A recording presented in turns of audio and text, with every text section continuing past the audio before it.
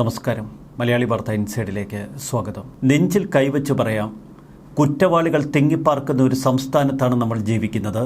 ഇതാണോ നമ്പർ 1 എന്ന് നമ്മൾ പുകഴ്ത്തിപ്പാടിയ കേരളം? പത്തനംതിട്ടയിൽ ദളിത് പെൺകുട്ടി, അതും 13 വയസ്സുകാരിയെ 64 പേർ പീഡന പരമ്പരയ്ക്ക് ഇരയാക്കുന്നു. CPM പോലൊരു പാർട്ടി കേരളം ഭരിക്കുമ്പോഴാണ് ഇത്ര കൊടിയ ക്രൂരത ഇവിടെ നടന്നത്.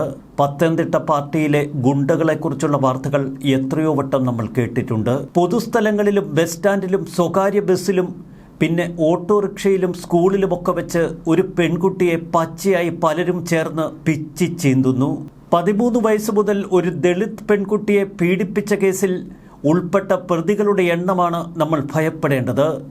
ഇതുവരെ പുറത്തു വന്നത് 64 ആളുകളുടെ പേര് വിവരങ്ങൾ. സൂര്യനെല്ലി കേസിനെയും വെല്ലുന്നതാണ് ഈ കേസ്. പത്തനംതിട്ടയിലെ പുതിയ ബസ് സ്റ്റാൻഡ് ഈ പെൺകുട്ടിയുടെ കൈമാറ്റത്തിനുള്ള വേദിയാക്കി മാഫിയ. ആ ബസ് സ്റ്റാൻഡിലെ ഒഴിഞ്ഞ കോണുകളിലും മുകൾ നിലയിലും കേന്ദ്രീകരിച്ച് ഈ കൊടും ക്രൂരർ ആ പെൺകുട്ടിയെ നിരന്തരം പീഡിപ്പിച്ചു. പണം വാങ്ങിപ്പോലും പലർക്കും ഈ പെൺകുട്ടിയെ കാഴ്ചവെച്ചുവെന്ന ഞെട്ടിക്കുന്ന വിവരങ്ങളാണ് പുറത്തു വരുന്നത്. മനുഷ്യ മനസ്സാക്ഷി അക്ഷരാർത്ഥത്തിൽ നടുങ്ങി നിൽക്കുന്നു. എവിടെയാണ് നമ്മുടെ ഭരണകൂടം? എവിടെയാണ് കേരളത്തിൻ്റെ പോലീസ് സംവിധാനങ്ങൾ? ഒരു പെൺകുട്ടിയെ 5 വർഷക്കാലത്തോളം നരാധമന്മാർ പിഞ്ചി ചീന്തിയപ്പോൾ എവിടെയായിരുന്നു നമ്മുടെ സുരക്ഷാ സംവിധാനങ്ങൾ? സമൂഹ മാധ്യമങ്ങളിലിട്ട് ഈ പാവം പെൺകുട്ടിക്ക് നേരെ ആക്രോശങ്ങൾ ഉയരാം. അത്തരം മലീമസമായ സമൂഹത്തിന്റെ മടിത്തട്ടിലാണ് നമ്മൾ കിടക്കുന്നത്. പെൺകുട്ടിയെ പീഡിപ്പിച്ച കേസിൽ ഇതുവരെ പോലീസ് പിടികൂടിയത് 22ഓളം പ്രതികളെ. പോക്സോ പട്ടികജാതി പീഡന നിരോധന നിയമങ്ങൾ പ്രകാരമാണ് കേസെടുത്തിരിക്കുന്നത്. ശനിയാഴ്ച അറസ്റ്റിലായവരിൽ 2 +2 വിദ്യാർത്ഥികളും മീൻ കച്ചവടം നടത്തുന്ന സഹോദരങ്ങളും. +2 വിദ്യാർത്ഥികളിൽ ഒരാൾക്ക് വെറും 17 വയസ്സ് മാത്രം പ്രായം. 17 വയസ്സ് പ്രായമുള്ള ഒരു +2 വിദ്യാർത്ഥി പോലും ആ ദളിത് പെൺകുട്ടിയെ പീഡിപ്പിച്ചു എന്ന ഞെട്ടിക്കുന്ന വിവരം. ഇലവുംതിട്ടയിൽ രജിസ്റ്റർ ചെയ്ത കേസിലെ പ്രതി മറ്റൊരു പോക്സോ കേസിൽ ഇപ്പോൾ ജയിലിൽ കഴിയുന്നു. പരസ്യമായി പെൺകുട്ടിയെ പലർക്കും കാഴ്ചവെച്ചവരുടെ മറ്റു കഥകൾ. 3 പേർ ഒരുമിച്ച് ഈ പെൺകുട്ടിയെ ബലാത്സംഗം ചെയ്തുവെന്ന വാർത്തയും പുറത്തുവന്നു. പത്തനംതിട്ട വനിതാ പോലീസ് അമ്മയുടെ സാന്നിധ്യത്തിൽ ഇപ്പോൾ കുട്ടിയുടെ മൊഴിയെടുക്കൽ തുടരുന്നു. മഹിളാ മന്ദിരത്തിൽ കഴിയുന്ന 18-കാരിയുടെ മൊഴിയുടെ അടിസ്ഥാനത്തിൽ കൂടുതൽ സ്റ്റേഷനുകളിൽ കേസുകൾ രജിസ്റ്റർ ചെയ്തുകൊണ്ടിരിക്കുന്നു. പ്രതിപ്പട്ടിക വലുതാകുന്നത് മൊഴിയുടെ അടിസ്ഥാനത്തിലാണ്. 2 സ്റ്റേഷനുകളിലെ 5 കേസുകളിൽപ്പെട്ട 14 പേരെയും ശനിയാഴ്ച രാത്രി റാന്നിയിൽ നിന്ന് 6 പേരെയുമാണ് അറസ്റ്റ് ചെയ്തത്. ഇതിൽ 3 ഓട്ടോറിക്ഷ തൊഴിലാളികളും ഉൾപ്പെടുന്നു. പ്രതികൾ സഞ്ചരിച്ച 2 വാഹനങ്ങൾ പോലീസ് ഇതിനകം പിടിച്ചെടുത്ു. 13 വയസ്സുള്ള ഒരു പാവം പെൺകുട്ടിയെ ആദ്യം പ്രണയത്തിന്റെ പേരിൽ പീഡിപ്പിച്ച സുബിൻ തന്നെയാണ് കേസിലെ 1ാം പ്രതി. ആ നീചനെ നിയമ സംവിധാനങ്ങൾ ഇനി പുറം ലോകം കാണിക്കരുത്. പെൺകുട്ടിയെ ആദ്യം പീഡിപ്പിക്കുകയും പിന്നീട് 64 പേർക്ക് പീഡിപ്പിക്കാൻ വഴിയൊരുക്കുകയും ചെയ്തത് സുബിൻ എന്ന കൊടും ക്രൂരൻ. പ്രക്കാനം വലിയവട്ടം പുതുവൽത്തുണ്ടിയിൽ വീട്ടിൽ സുബിൻ പെൺകുട്ടിയെ അവളുടെ 13ാം വയസ്സിൽ പ്രണയമെന്ന പേരിൽ കുടുക്കി. കുട്ടിയുമായി ചങ്ങാത്തം തുടങ്ങിയ ഇയാൾ മൊബൈൽ ഫോണിലൂടെ അശ്ലീല സന്ദേശങ്ങളും ചിത്രങ്ങളുമൊക്കെ ഈ പെൺകുട്ടിക്ക് കൈമാറി. തുടർന്ന് പെൺകുട്ടിയെ പ്രലോഭിപ്പിച്ച് തനിക്ക് പെൺകുട്ടിയുടെ നഗ്നചിത്രം വേണം എന്നാവശ്യപ്പെടുകയും നഗ്നചിത്രം കൈക്കലാക്കുകയും ചെയ്തു. ഈ നഗ്നചിത്രം തൻ്റെ കൂട്ടുകാർക്ക് ഇയാൾ അയച്ചു കൊടുത്തു. കുട്ടിക്ക് 16 വയസ്സുള്ളപ്പോൾ അച്ചൻകോട്ടുമലയിലെ റബ്ബർ തോട്ടത്തിലെത്തിച്ച് ഇയാൾ കുട്ടിയെ പീഡിപ്പിച്ചു. ദൃശ്യങ്ങൾ മൊബൈൽ ഫോണിൽ പകർത്തി. ഈ ദൃശ്യങ്ങളാണ് ഇയാൾ മറ്റു പ്രതികൾക്ക് അയച്ചു കൊടുത്തത്. ഈ ദൃശ്യങ്ങൾ കാട്ടി പെൺകുട്ടിയെ മറ്റു പ്രതികൾ പീഡിപ്പിച്ചു. സുബിന്റെ കൂട്ടുകാർ സംഘം ചേർന്ന് അച്ചൻകോട്ടുമലയിലെത്തിച്ച് ഈ പെൺകുട്ടിയെ കൂട്ടബലാത്സംഗത്തിനിരയാക്കി. സുബിന്റെ കൂട്ടുകാരായ 3-4 പേർ ഒത്തുചേർന്നാണ് ഈ പെൺകുട്ടിയെ റബ്ബർ തോട്ടത്തിലിട്ട് പരസ്യമായി കൂട്ടബലാത്സംഗം നടത്തിയത്. സ്കൂളിൽ കായിക താരം കൂടിയാണ് ഈ പെൺകുട്ടി. സ്കൂളിൽ പരിശീലനം നടത്തിയിരുന്ന പരിശീലകൻ അടക്കം ഈ പെൺകുട്ടിയെ പീഡിപ്പിച്ചു. സ്കൂളിലെ സഹപാഠികളും ഈ പെൺകുട്ടിയെ പീഡിപ്പിച്ചവരിൽ ഉൾപ്പെടുന്നു. ഇന്ന് വിവാഹം കഴിക്കാനിരുന്ന ഒരു നവവരനെ ഇന്നലെ പോലീസ് തൂക്കിയെടുത്തു. അയാൾ അതിക്രൂരമായി പെൺകുട്ടിയെ പീഡിപ്പിച്ചുവെന്ന് പോലീസ് പറയുന്നു. ഓട്ടോറിക്ഷ തൊഴിലാളികളും മത്സ്യക്കച്ചവടക്കാരും +2 വിദ്യാർത്ഥികളുമൊക്കെ ഈ കൂട്ടബലാത്സംഗത്തിന്റെ ഭാഗമാകുന്നു.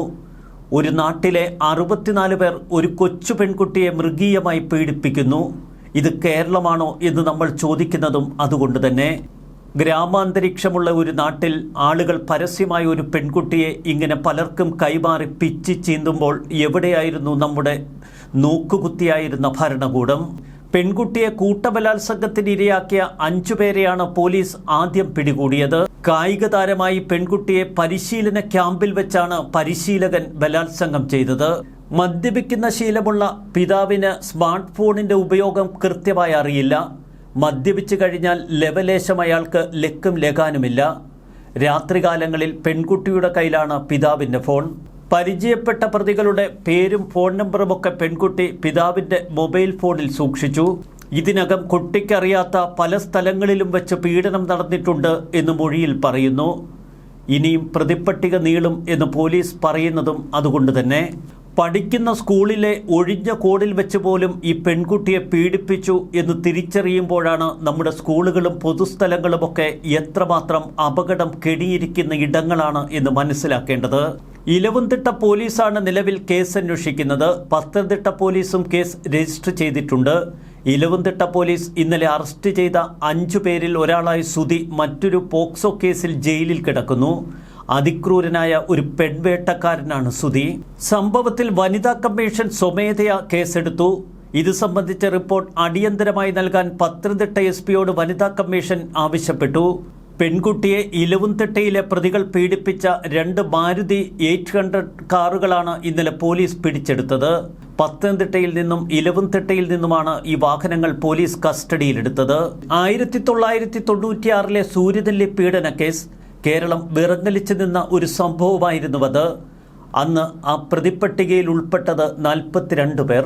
എന്നാൽ പത്തനംതിട്ടയിലെ ഈ പീഡനക്കേസിൽ ഇതിനകം 64 പ്രതികളുടെ പേരുവിവരങ്ങളാണ് പുറത്തേക്ക് വരുന്നത്. സൂര്യനെല്ലി കേസിന്റെ സമയത്ത് പോക്സോ നിയമം ഉണ്ടായിരുന്നില്ല. ഈ നിയമം വന്നതിന് ശേഷം സംസ്ഥാനത്ത് പ്രതികളുടെ എണ്ണത്തിന്റെ കാര്യത്തിൽ ഏറ്റവും മുന്നിലുള്ള കേസാണ് പത്തനംതിട്ടയിലെ ദളിത് പെൺകുട്ടിയെ പീഡിപ്പിച്ച ഈ സംഭവം. അച്ഛന്റെ ഫോണിൽ സേവ് ചെയ്ത നമ്പറുകളിൽ നിന്ന് 32 പ്രതികളുടെ മുഴുവൻ വിവരങ്ങളും പോലീസിന് ലഭിച്ചു. ഈ ഫോണിലെ വാട്സാപ്പ് നമ്പറുകളിലേക്ക് പെൺകുട്ടിയുടെ അശ്ലീല വീഡിയോകൾ അയച്ചവരുടെ മുഴുവൻ വിവരങ്ങളും ഡിജിറ്റൽ തെളിവുകളായി ശേഖരിക്കാൻ പോലീസിന് കഴിഞ്ഞു. ഈ വീഡിയോകൾ ഉപയോഗിച്ച് പെൺകുട്ടിയെ കൂടുതൽ സമ്മർദ്ദത്തിലാഴ്ത്തുകയും മറ്റു പലരിലേക്ക് എത്തിക്കുകയും ചെയ്തതിന്റെ തെളിവുകൾ ഇപ്പോൾ ഡിജിറ്റൽ രൂപത്തിൽ പോലീസിന്റെ പക്കലുണ്ട്. ഇത് തന്നെയാണ് ഈ കേസിന്റെ ശക്തിയും. സ്മാർട്ട് ഫോൺ ഉപയോഗം വശമില്ലാതിരുന്ന മാതാപിതാക്കളുടെ ശ്രദ്ധയിൽപ്പെടാതെ പോയതാണ് ഈ കാര്യങ്ങളെന്ന് കരുതുന്നു. പെൺകുട്ടിയുടെ മൊഴി രേഖപ്പെടുത്തുമ്പോൾ അമ്മ തരിച്ചിരിക്കുകയായിരുന്നുവെന്നാണ് പോലീസ് നൽകുന്ന സൂചന. പത്തനംതിട്ടയിലെ പുതിയ ബസ് സ്റ്റാൻഡ് കേന്ദ്രീകരിച്ചാണ് ഈ പെൺകുട്ടിയുടെ കൈമാറ്റങ്ങളിൽ അധികവും നടന്നത്. മിക്ക ദിവസങ്ങളിലും പെൺകുട്ടിയെ അവിടെ എത്തിച്ച് കൈമാറ്റം ചെയ്ത് പണം സമ്പാദിച്ചവർ വരെയുണ്ട് എന്ന സൂചനകൾ പുറത്തുവരുന്നു. അവിടുത്തെ ഒഴിഞ്ഞ കോടുകളും മുകൾ നിലയും ഒക്കെ കേന്ദ്രീകരിച്ച് വലിയ തോതിൽ സാമൂഹ്യ വിരുദ്ധരുണ്ട് എന്ന് പോലീസ് പറയുന്നു. കഴിഞ്ഞ 5 വർഷം പോലീസ് എവിടെയായിരുന്നുവെന്ന ജനങ്ങളുടെ മറുചോദ്യം. മയക്കുമരുന്നിന്റെ വിപണന കേന്ദ്രം കൂടിയാണ് ഈ ഭാഗങ്ങളെന്ന് ഇപ്പോൾ സൂചനകൾ വരുന്നു. ഇവിടെ കാര്യമായ പോലീസ് നിരീക്ഷണമോ നിരീക്ഷണ ക്യാമറകളോ ഇല്ല. ഈ പെൺകുട്ടിയെ വിളിച്ചു വരുത്തി പലർക്കും പരിചയപ്പെടുത്തി കൊടുത്തത് ഈ കേന്ദ്രത്തിൽ. സ്റ്റാൻഡിൽ നിന്ന് വാഹനങ്ങളിൽ പല സ്ഥലത്തേക്കും പെൺകുട്ടിയെ കൊണ്ടുപോയി. പത്തനംതിട്ട വനിതാ പോലീസ് പെൺകുട്ടിയുടെ മൊഴി രേഖപ്പെടുത്താൻ വെള്ളിയാഴ്ച പുലർച്ചെയാണ് ആരംഭിച്ചത്. അത് ശനിയാഴ്ച വൈകിട്ട് വരെ തുടർന്നു. ഇന്നും കൂടുതൽ മൊഴി രേഖപ്പെടുത്തും എന്നാണ് പോലീസിൽ നിന്നുള്ള സൂചനകൾ. പീഡിപ്പിച്ചവർ ആരൊക്കെ, എവിടെ വെച്ചാണ് പീഡിപ്പിച്ചത് തുടങ്ങിയ വിവരങ്ങളാണ് പോലീസ് ശേഖരിക്കുന്നത്. എല്ലാം ഓർത്തെടുത്ത് പറയാൻ പെൺകുട്ടി പോലും പതറുന്നു. പത്തനംതിട്ട, ഇലവുംതിട്ട, മലയാളപ്പുഴ, കോന്നി, ആറന്മുള എന്നീ 5 പോലീസ് സ്റ്റേഷൻ പരിധികളിൽ കേസ് നീളുന്നു. പോലീസ് പരിശോധനയിൽ വാട്സാപ്പിൽ ഈ പെൺകുട്ടിയുടെ നഗ്ന ദൃശ്യങ്ങൾ വരെ ഉണ്ടായിരുന്നു. ആ ഫോണാണ് മാതാപിതാക്കളുടെ പക്കലിരുന്നത് എന്ന് നമ്മൾ ഓർക്കുക. എത്രമാത്രം അപകടകരമായ സാഹചര്യത്തിലൂടെയാണ് കേരളം കടന്നുപോകുന്നത് എന്നീ സംഭവം നമ്മെ ഓർമ്മപ്പെടുത്തുന്നു. എത്രയെത്ര പെൺകുട്ടികളെ ഇത്തരം ക്രൂരന്മാർ വലയിൽ അകപ്പെടുത്തിയിട്ടുണ്ടാകാം. പത്തനംതിട്ടയിൽ നിന്ന് അടുത്ത കാലത്ത് പുറത്തു വന്ന പല സംഭവങ്ങളും മനുഷ്യ മനസ്സാക്ഷിയെ ഞെട്ടിക്കുന്നതാണ്. ഒരു +2 വിദ്യാർത്ഥിനിയെ 18 പേർ കൂടി ചേർന്ന് പീഡിപ്പിച്ച സംഭവം പുറത്തു വന്ന് അധിക കാലമായില്ല. ഈ അടുത്ത കാലത്ത് പനി ബാധിച്ച് മരിച്ച ഒരു പെൺകുട്ടി ഗർഭിണിയായിരുന്നുവെന്ന വിവരവും ആ പെൺകുട്ടിയെ സഹപാഠിയാണ് ഗർഭിണിയാക്കിയത് എന്ന വിവരവും നമ്മെ കൂടുതൽ നടുക്കിയിരുന്നു. പത്തനംതിട്ടയിലെ പല വീടുകളിലും മാതാപിതാക്കൾ വിദേശങ്ങളിലാണ്. മുത്തച്ഛനും മുത്തശ്ശിക്കുമൊക്കെ ഒപ്പമാണ് കൊച്ചുമക്കൾ മിക്കവാറും സ്കൂളിൽ പോകുന്നതും തിരിച്ചു വരുന്നതുമൊക്കെ. ഈ വീടുകൾ കേന്ദ്രീകരിച്ച് വലിയ തോതിൽ ലൈംഗിക ചൂഷണം നടക്കുന്നുവെന്ന വാർത്തകളും പുറത്തുവരുന്നു. കേരളം കൂടുതൽ ഭയപ്പെടേണ്ട സംഭവ പരമ്പരകൾ തന്നെയാണ് നമ്മൾ പല ഭാഗങ്ങളിൽ നിന്നും കേൾക്കുന്നത്. ഒട്ടും ഭദ്രമല്ല നമ്മുടെ കുട്ടികളുടെ സുരക്ഷ. കഴിഞ്ഞ 5 വർഷമായി നിരന്തരം പീഡനം നേരിടുന്നുവെന്ന് ശിശുക്ഷേമ സമിതിക്ക് മുന്നിൽ വെളിപ്പെടുത്തൽ നടത്തിയിരുന്നു. ഡിസംബർ 8-നും 13-നും CWC കൗൺസിലിംഗിന് ഈ കുട്ടിയെ വിധേയയാക്കി. പീഡനം നടന്ന സ്ഥലങ്ങളുടെ ക്രമത്തിലാണ് ഇപ്പോൾ പുതിയ കേസുകൾ രജിസ്റ്റർ ചെയ്യുന്നത്. ഷബ്നാദ് എന്ന 20-കാരൻ, അഫ്സൽ എന്ന 21-കാരൻ, അയാളുടെ സഹോദരൻ ആഷിഖ് 20 വയസ്സ്, നിതിൻ പ്രസാദ് 21, അഭിനവ് 18, കാർത്തിക് 18, സുധീഷ് 27, അപ്പു 31, അരവിന്ദ് 23, അനന്തു പ്രദീപ് 24, വിഷ്ണു 24, ദീപു പി സുരേഷ് 22, ബിനു കെ ജോസഫ് 39, അഭിലാഷ് കുമാർ 19 എന്നീ പ്രതികളെയൊക്കെ പോലീസ് അറസ്റ്റ് ചെയ്ത് കഴിഞ്ഞു. പെൺകുട്ടിക്ക് 16 വയസ്സുള്ളപ്പോഴാണ് സുബിൻ ബൈക്കിൽ കയറ്റി അച്ചൻകോട്ട് മലയിലെത്തിച്ച് ആൾതാമസമില്ലാത്ത ഭാഗത്ത് വെച്ച് റബ്ബർ തോട്ടത്തിലിട്ട് പെൺകുട്ടിയെ പീഡിപ്പിച്ചത്.